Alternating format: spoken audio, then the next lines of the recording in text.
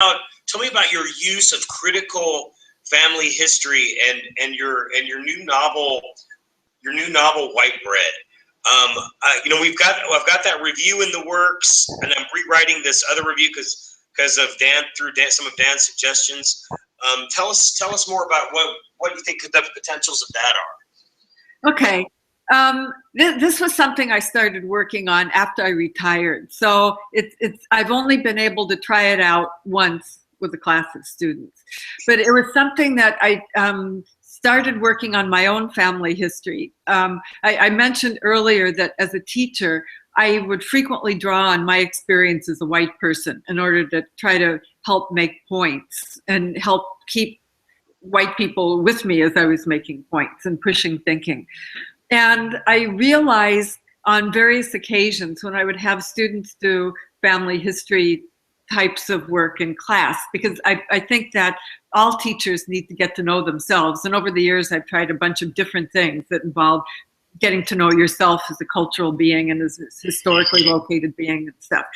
And I realized that what the white students would do by way of family history was usually kind of superficial and kind of the pulled myself up by the bootstraps idea.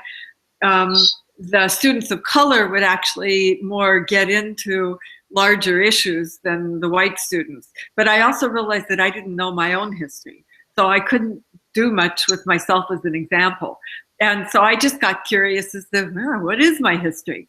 And I started off also wondering, well, gee, I wonder if there have been anti-racist activists in my family tree. Well, it turned out I really didn't find any. But so I just started doing the research. First, the way people usually do, and that's constructing the family tree.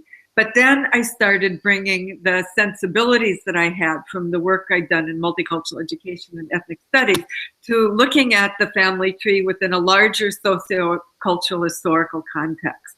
And one of the key questions that I've asked is, there's several questions that I ask, but one of the key ones is for any given family unit at particular times and in particular locations, who else was around? What other sociocultural groups were around or could have been around except for other laws and processes that were keeping them away? And what were the relationships across groups? And that is a really important question because you look historically in the US, and we are a much more multicultural, multiracial society and always have been than a lot of people think. So like something that I'm working on right now is looking at the question of white people taking indigenous people's land, because I realized in looking through land records in my own family history, several instances where land was acquired directly from either the federal government or state governments. And I realized that was the case because the indigenous people had just been expelled. So my ancestors were there like standing in line practically waiting to get the land. And what does that mean? And so then what were the relationships between white people and indigenous people? That's a really powerful question to look at. So the one time when I've been able to use this in a class, it was a couple of years ago. I was teaching a class in Colorado, combining multicultural curriculum and critical family history, and it was just a 2-week summer school class. But what was really fascinating to me was how much there was 38 teachers. It was a very racially, ethnically diverse group. How much they got into it.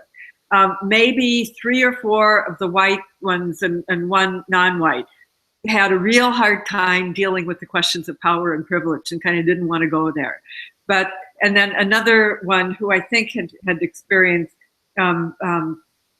physical abuse growing up and also had just didn't, the assignment, I realized that she was really uncomfortable with it. But the rest of them got into it way more than I thought they would. And